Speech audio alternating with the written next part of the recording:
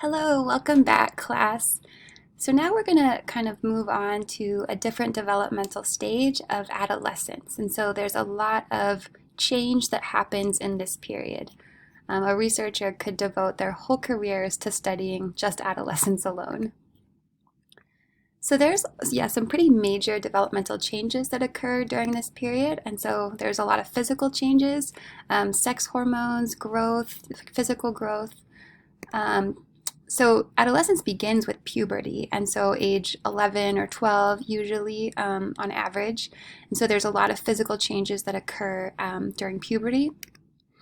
And it ends with the transition to adulthood, which is around age 20. And in your book, you'll read a section about emerging adulthood, which is another developmental stage.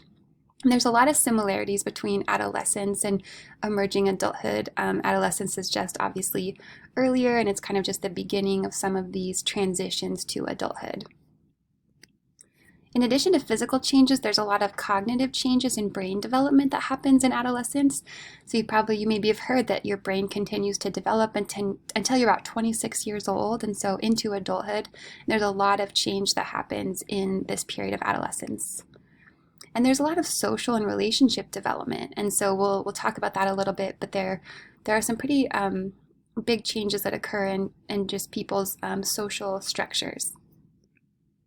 And then lastly, identity development is a big one here as people kind of search to define themselves and ask questions of, like, who am I? Okay, so for the cognitive changes, we talked about with Piaget's fourth stage is the formal operation stage. And so this is when children grow into adolescence, they can think abstractly. And so this is that formal operation stage. And they can begin to kind of contemplate abstract ideas such as religion and politics and philosophical beliefs. And so these really complex abstract belief systems, adolescents can start to contemplate them and think about them in a true way because cognitively they can handle it. They can handle that abstraction. And it's interesting because these thinking in this way, like thinking about religion and politics and these sort of abstract ideas, really has a hand in shaping one's identity because into adulthood, one's religious beliefs and political beliefs and this philosophical ideologies impact one's identity. And so these cognitive changes really do go hand in hand with identity development. There's also a lot of brain development, and so in general, the neural networks develop. They get stronger connections within one another, and they just grow kind of overall. But there's also kind of specific developmental changes, and so the prefrontal cortex is in the frontal lobe, and this is still developing into adulthood. And so this is the last part of the brain to develop, and so whereas other parts of the brain are more fully developed in adolescence, the prefrontal cortex is still relatively new. It's still developing. And this is an important area of the brain for self-control, planning, future thought. It's important in like reasoning and making judgments and whatnot. And so, so this is not completely developed in adolescence. However, the emotional centers of the brain, like the amygdala and our dopaminergic pathways that are involved in like motivation and reward, these develop much earlier. And so in adolescence, there's a little bit of a mismatch because our emotional centers are developed, but our prefrontal cortex is still developing. Here's an example or a picture of what this looks like. So the limbic system is more inner in our brain. It's kind of deeply, it's like a deeper center of our brain, and this develops really early on in adolescence. And this is our emotional center that's involved in like fear and emotional responses and reward and motivation, things like that. But then the prefrontal cortex is shown in blue, and this is like the area where our forehead is, and this is the area that's involved in planning and decision making and self-control. And so because of this mismatch, adolescents often act on emotion rather than reason, and so their prefrontal cortex isn't able to control their emotional impulses. And so often this can be a contributing factor to adolescents acting with risky behavior, acting on impulse, or acting without thinking of future consequences, because they're kind of their emotional centers are really strong and their prefrontal cortex is not developed fully enough to kind of rein in those emotional impulses. There's also quite a bit of social change in adolescence. And so children, move into middle school and high school, and they start to be integrated with lots of other kids.